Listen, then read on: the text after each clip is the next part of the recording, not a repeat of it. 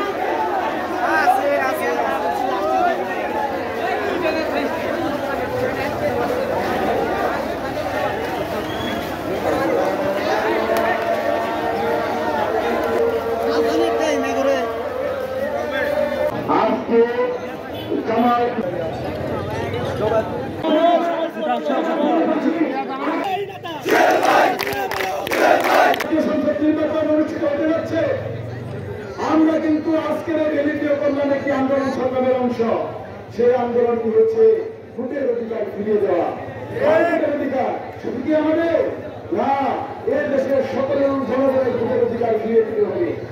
এই ভোটের অধিকার ফিরিয়ে দেওয়ার আন্দোলন সংগ্রামে আমরা লক্ষ্য করেছি গত 17 বছর বিএনপি যে আন্দোলন সংগ্রাম করে গিয়েছে, সেই আন্দোলন সংগ্রামের নেতৃত্ব দিয়েছে আমাদের প্রিয়তম তারেক রহমান।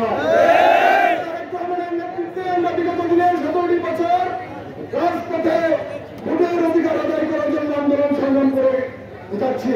আজও পর্যন্ত আমরা ভোটের অধিকার আদায় করার জন্য আন্দোলন সংগ্রাম করে যাচ্ছি। আজকে আপনারা লক্ষ্য করেন, এই 17 বছর আন্দোলন সংগ্রাম করার জন্য যে পরিবার সবচেয়ে বেশি ত্যাগ স্বীকার করেছে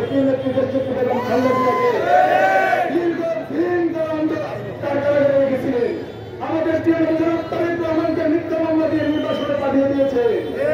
আমাদের লাখো লাখো নেতা কর্মীকে গত 17 বছর জেল দিয়েছেন, মিথ্যা মামলা দিয়েছেন। লাখো লাখো নেতা কর্মীর পরিবারকে খালি করে দিয়েছে, গুম করেছে, হত্যা করেছে। কোন জায়গায় গুম করেছে, কোথায় হত্যা করেছে আজও পর্যন্ত পরিবার জানে না। ইসলাম জেলা সহ বিভিন্ন